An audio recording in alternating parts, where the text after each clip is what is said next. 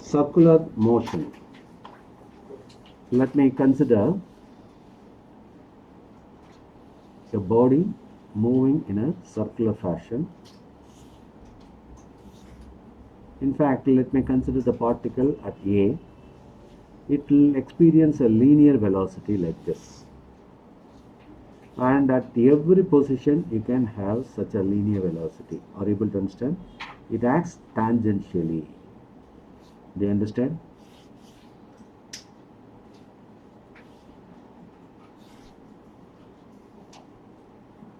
In fact, this is the direction of motion.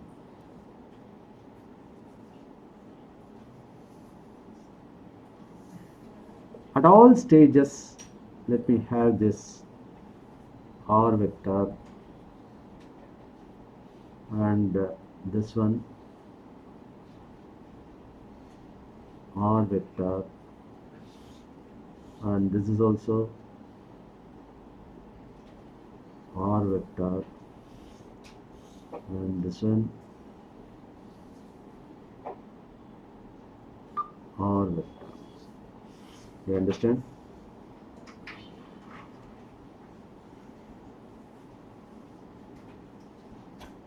So when there is a circular motion, all this radius, now the particle which is moving along the circular motion, moving in a circular motion, experiences a centripetal acceleration. So that can be drawn like this.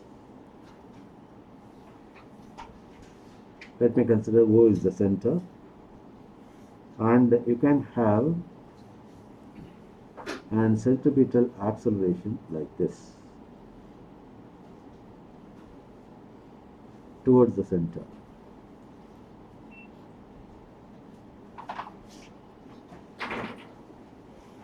So this can be represented by A vector, likewise all, A vector, all are A vector.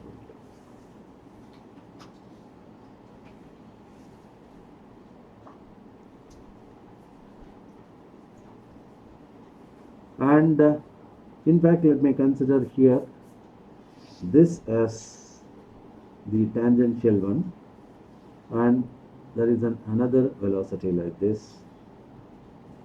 So let me consider this as v1 vector, this as v2 vector. So this is v1 vector, this is v2 vector. So that makes the difference, is it not? So that difference is delta v vector. So that delta v vector divided by delta t is called the acceleration, and that is inward. Excuse me.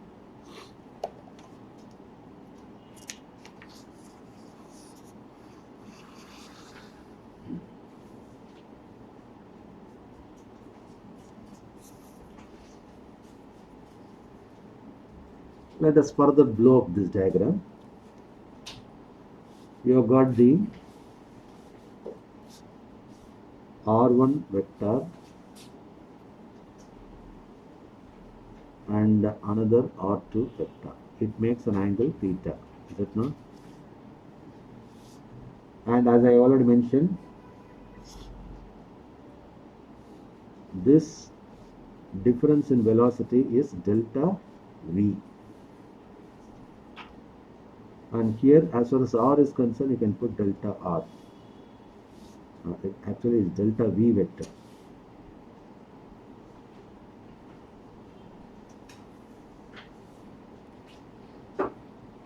So delta, as far as r is concerned, this is delta r, and we can draw for v also at that point, that is this point. So this is, we are written as v1, and this is v2. The difference here is delta v vector. Okay, so delta r divided by r is equal to minus delta V divided by V, that is equal to theta, because it is pointed inward, so minus delta V.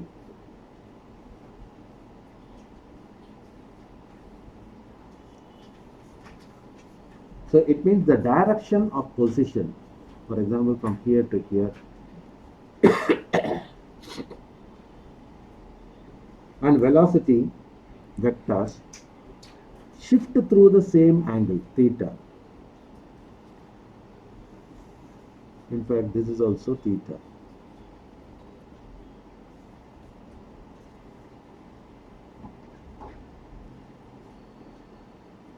And we already know r vector is equal to, the modulus of r vector is equal to,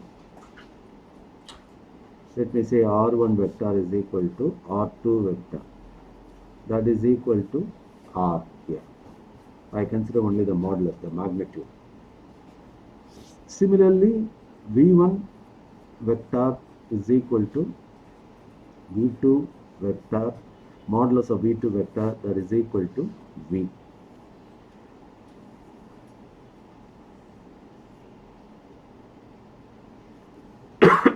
Of course, the change in r is represented here from r1 to r2, that is r2 final minus initial. Similarly, delta V represents a V2 vector minus V1 vector.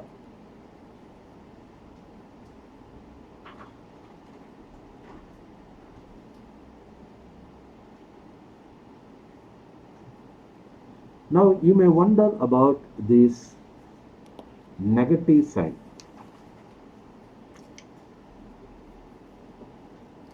This implies that delta V points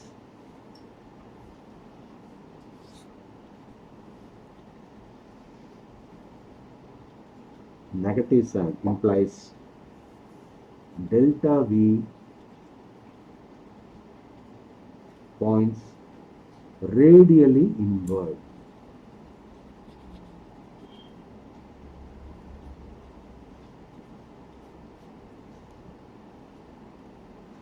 Inward means towards the center of the circle.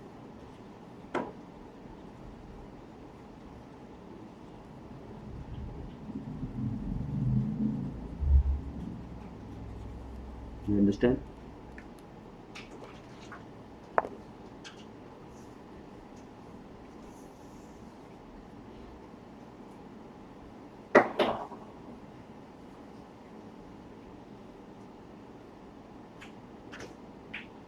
Now we can have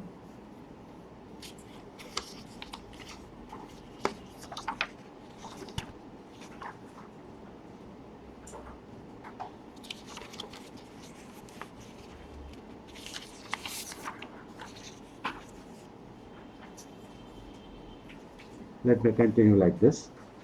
Just now we discussed about the delta R divided by R is equal to minus delta V divided by V, that is equal to theta. Now delta V is equal to, and we can bring this V here, minus V into theta. Theta we already know, theta is nothing but delta R divided by R. So we can substitute here. So delta V is equal to minus V into, instead of theta, you can bring this delta R divided by R. Are you able to understand this? Because this is theta. Okay.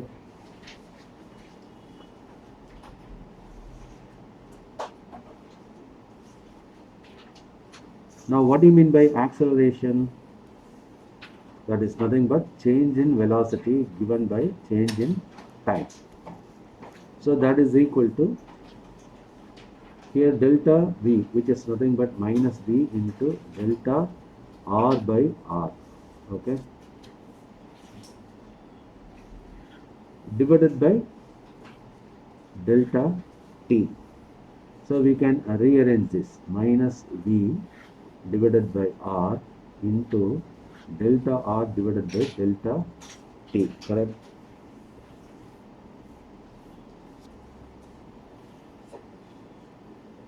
Delta r divided by delta t.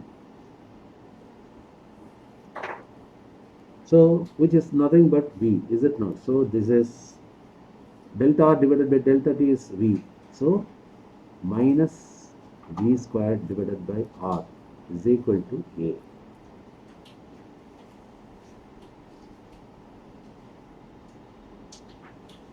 And we know already the relationship between the linear velocity and the angular velocity. What is that? V is equal to r omega. So we can substitute here. Therefore, A is equal to how much? Instead of V, you can put r omega whole square divided by r. Therefore, A is equal to minus r squared omega squared divided by r. So I can cancel r. So minus r omega squared. Are you able to follow?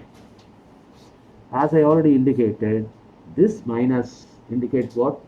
That implies it acts inward, that is towards the center of the circle, radial. Okay.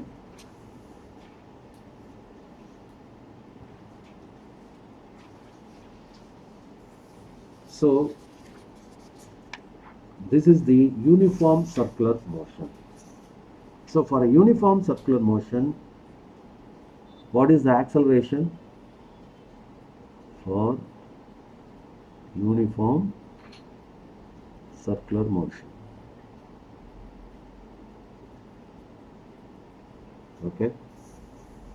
Now let us consider the non-uniform circular motion. Okay. We will continue this with non-uniform circular motion.